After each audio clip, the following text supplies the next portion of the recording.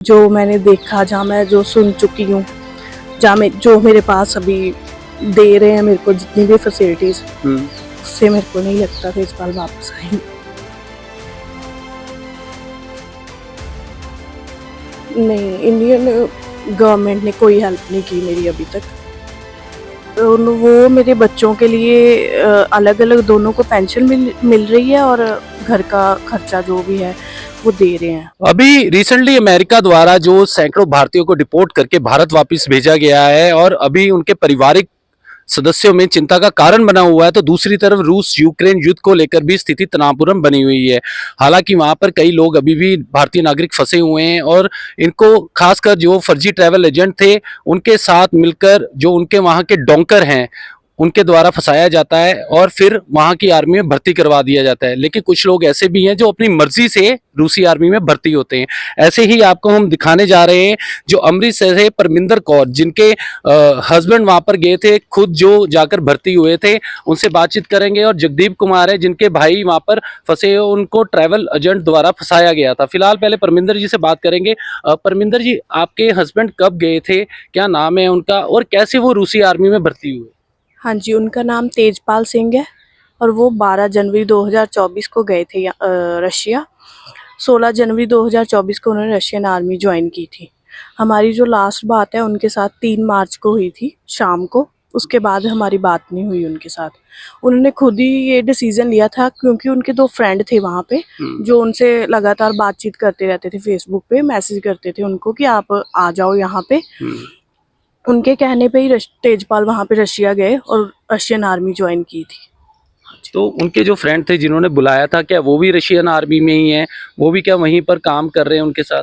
हाँ जी, वो वहाँ पे ही थे, लेकिन अभी जब इंडियंस को रिलीज किया गया तो वो अब इंडिया आ चुके हैं दोनों।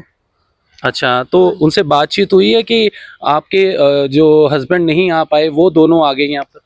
हाँ जी, जो इनके बारे में तेजपाल की जब लास्ट मार्च में बात हुई मेरे साथ, तो उसके बाद मेरी उनके साथ बात होनी शुरू हो गई, स्टार्ट हुई जब बात। तो मैंने उनको बोला कि तेजपाल तो कॉल ही नहीं करता, आप लोग तो फ़ोन आपके पास ही है।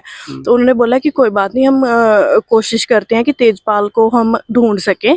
तो उन्होंने कोशिश की, कमांडर से पूछा और कुछ लड़के थे जो इंडियन, उनसे बातचीत की, तेजपाल के बारे में पूछना शुरू किया। तो बाद में एक लड़के की मेरे को कॉल आई 9 जून को।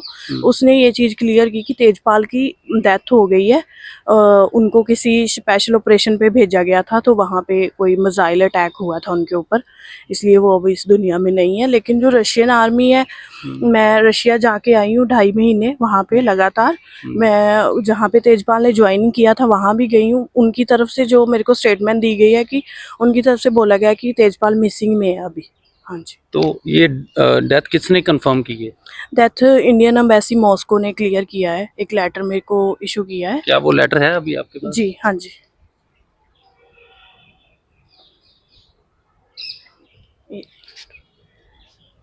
अच्छा, ये लेटर इंडियन एम्बेसी का है? हाँ जी।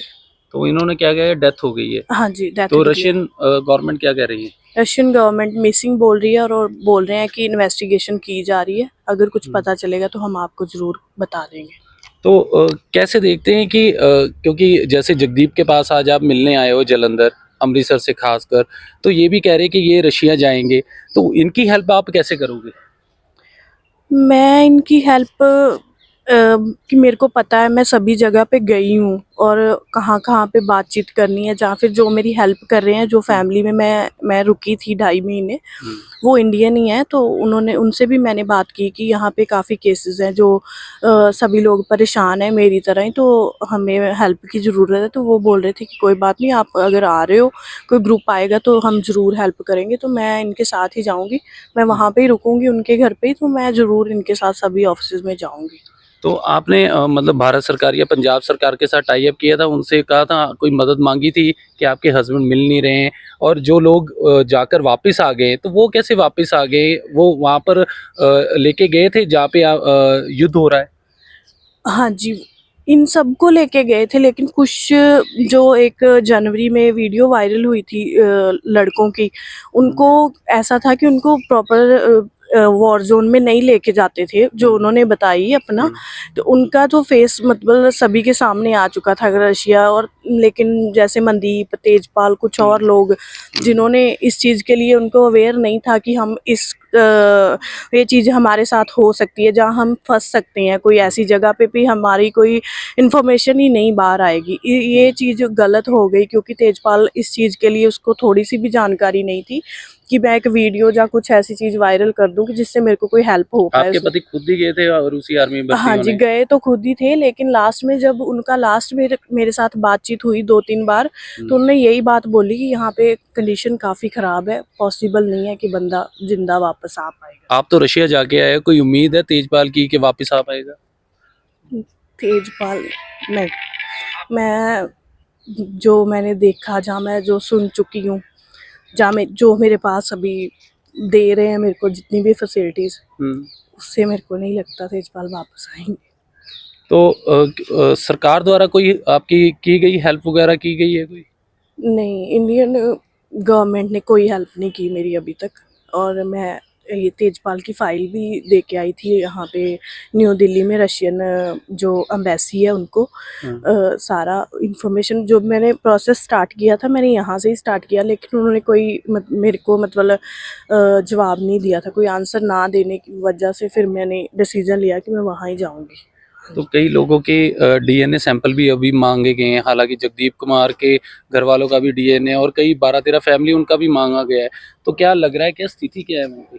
आप हाँ तो रहकर आए हो हाँ जी, रशिया में। डीएनए का मैंने करवाया हुआ है, तेजपाल का प्रोसेस, तेजपाल की मदर का डीएनए उधर सैंपल भेजा भी हुआ है, लेकिन अभी तक कोई आंसर नहीं आया। मैंने रुस्तम में जमा करवाया है तेजपाल की मदर का डीएनए, और रिपोर्ट्स मैं ऑलरेडी 6-8 मंथ पहले दे चुकी हूँ इंडियन एम्बेसी को, लेकिन कोई जवाब नहीं आया उसमें। तो रशियन गवर्नमेंट की तरफ से आपको कुछ फाइनेंशियल हेल्प भी की जा रही है, कैसी हेल्प की जा रही है ये भी बता दीजिए। हाँ जी, वो मेरे बच्चों के लिए अलग-अलग दोनों को पेंशन मिल रही है, और घर का खर्चा जो भी है वो दे रहे हैं तो गवर्नमेंट। हाँ जी, इंडियन के कितने पैसे बन जाते होंगे यहाँ पे? टोटल 1 लाख। हाँ जी, 1 लाख। 1 लाख हाँ रुपया, जी, 1 लाख। मतलब कि वहाँ से आता है आपको हर हाँ जी, महीने? हाँ जी। ठीक है। और जगदीप जी भी हैं। जगदीप जी, क्या लग रहा है, मैम आपसे मिलने आए हैं, तो क्या अगली रणनीति रहेगी आपकी, क्या स्ट्रेटजी रहेगी?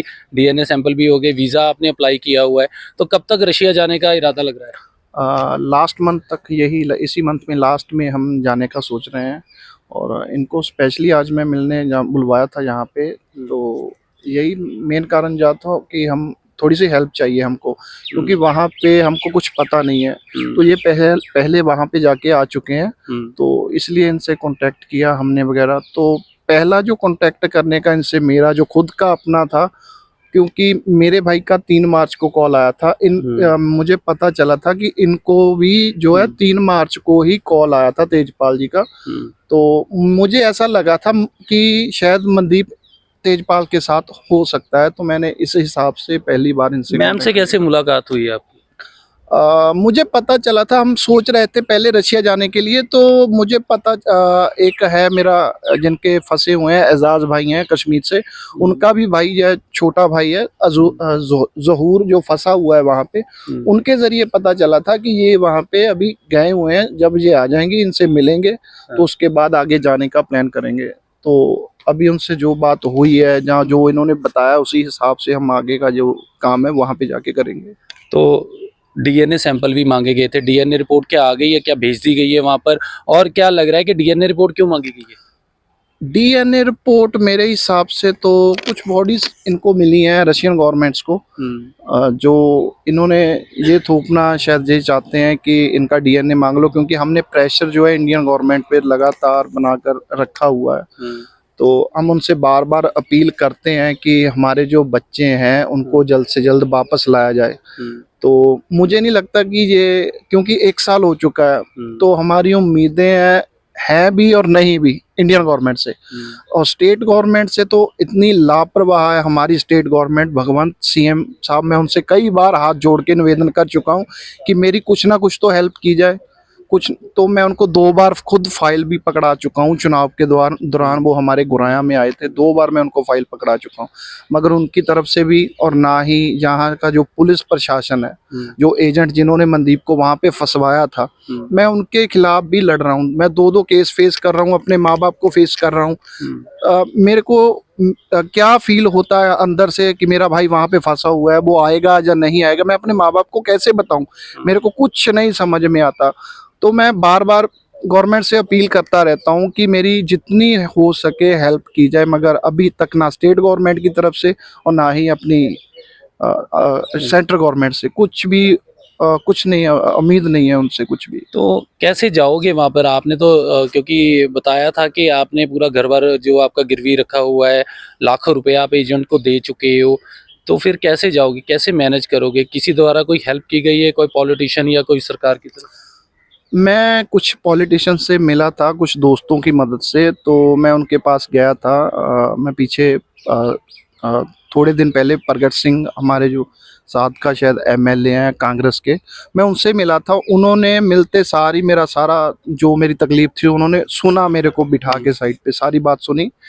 तो उन्होंने मैंने उनको बोला था कि मेरे को 1 लाख रुपए की ज़रूरत है, तो उन्होंने मेरे को उसी टाइम मेरे को जो है 50,000 उनकी तरफ से मेरे को दिए गए, या हेल्प की गई है उनको मेरी तरफ से।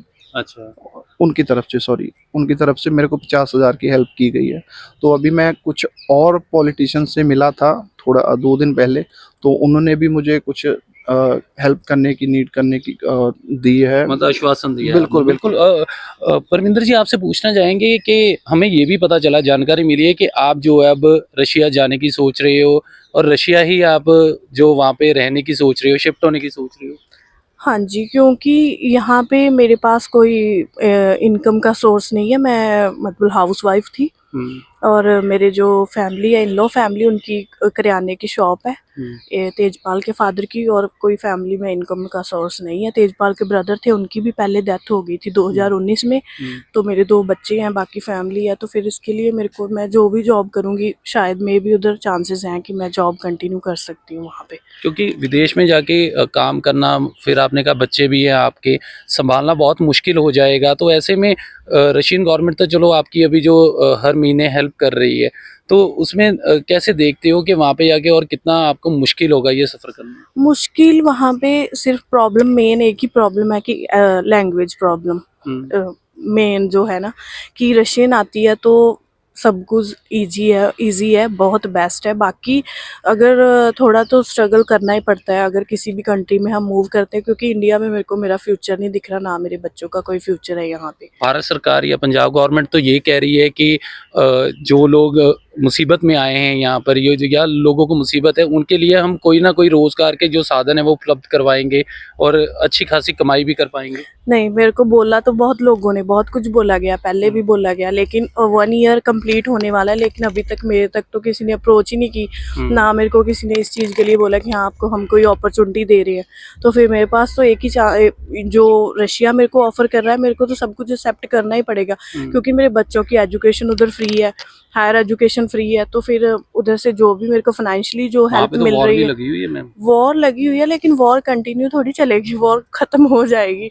होप है कि खत्म हो जाए सारा, शांति हो जाए, क्योंकि इंडिया में रह के तो पॉसिबल अब आप इनके लिए गाइड का काम कर रहे हो कि कैसी हेल्प की जाएगी, क्योंकि आप तो चलो 2.5 महीने लगा कर आए थे, आपने बताया है, तो कैसे हेल्प करोगे वहाँ पे? ये कहाँ रहेंगे जाकर, किनको मिलेंगे, कैसे रहेंगे, उसके बारे में क्या रशियन गवर्नमेंट वहाँ पे हेल्प करेगी या इंडियन एम्बेसी? आपको लगता है इंडियन गवर्नमेंट हेल्प?